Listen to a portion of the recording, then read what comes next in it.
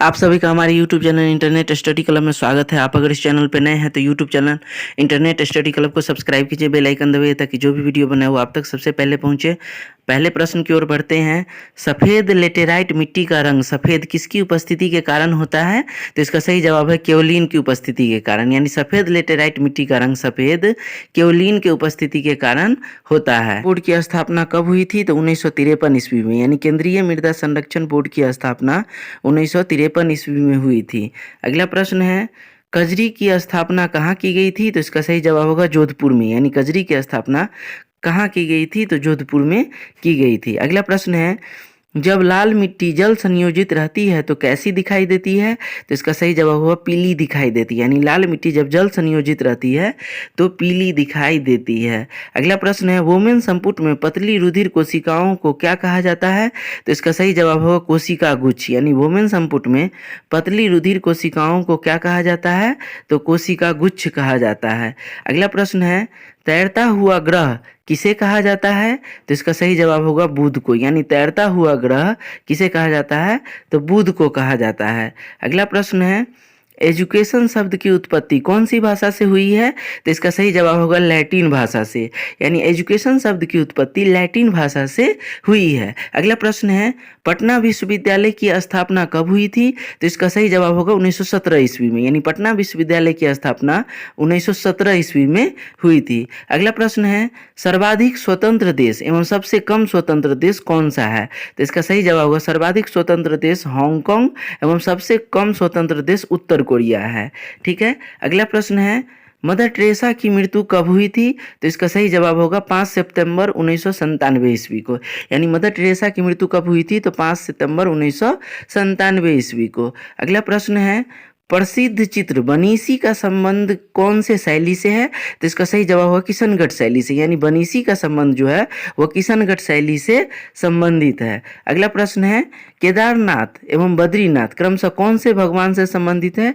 तो इसका सही जवाब होगा केदारनाथ शिव से और बद्रीनाथ विष्णु से संबंधित है। अगला प्रश्न है, एंटोनियो माइनो किसका मेडेन नाम है? तो इसका सही जवाब होगा सोनिया गांधी का। यानी एंटोनियो माइनो किसका मेडेन नाम है? तो सोनिया गांधी का। अगला प्रश्न है, संघ लोक सेवा आयोग की स्थापना कब की गई थी? तो इसका सही जवाब होगा 1 अक्टूबर 1926 ईस्वी को। यानी संघ लोक सेवा आयोग की स्थापना कब की गई थी? तो 1 अक्टूबर 1926 ईस्वी को। अगला प्रश्न है, विश्व में सबसे ज़्यादा कोको उत्पादन करने वाला देश कौन सा है? तो इसका सही जवाब होगा ब्राज़ील। यानी विश्व में सबसे ज़्यादा कोको उत्पादन करने वाला देश कौन सा है? तो ब्राज़ील है। अगला प्रश्न है, अंग्रेजों के गवर्नर जनरल काउंसिल में सबसे पहले किस भारतीय को कानून मंत्री बनाया गया था? तो इसका सही जवाब होगा एसपी सिन्हा को। 1909 ईस्वी में एसपी सिन्हा को सबसे पहले कानून मंत्री बनाया गया था। अगला प्रश्न है, हिंदू मैरिज एक्ट कब पारित किया गया था? तो इसका सही जवाब है 1955 ईस्वी में। यानी हिंदू मैरिज एक्ट कब पारित हुआ था? तो 1955 ईस्वी में। अगला प्रश्न है, एंटीबायोटिक दवा के लिए कौन सा जगह प्रसिद्ध है? तो इसका सही जवाब है पिंपरी। यानी एंटीबायोटिक दवा के लिए कौन सा जगह प्रसिद्ध है? तो पिंपरी। अगला प्रश्न है, कबीर हिंदी के कौन से भाषा का प्रयोग करते हैं? तो इसका सही जवाब है अवधी भाषा का। यानी कबीर जो है वो हिंदी के अवधी भाषा का प्रयोग करते हैं। अगला प्रश्न है, बांग्लादेश की स्वतंत्रता के समय ढाका में किस पाकिस्तानी जनरल ने भारतीय सेना के समक्ष आत्मसमर्पण किया था? तो इसका सही जवाब होगा जनरल नियाजी ने।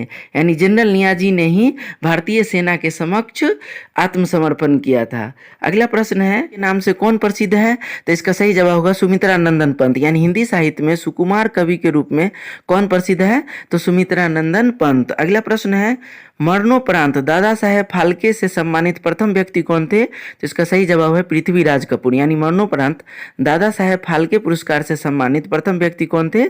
तो पृथ्वीराज कपूर। अगला प्रश्न है, महात्मा गांधी ने राष्ट्रीय शायर की उपाधि किसे दी?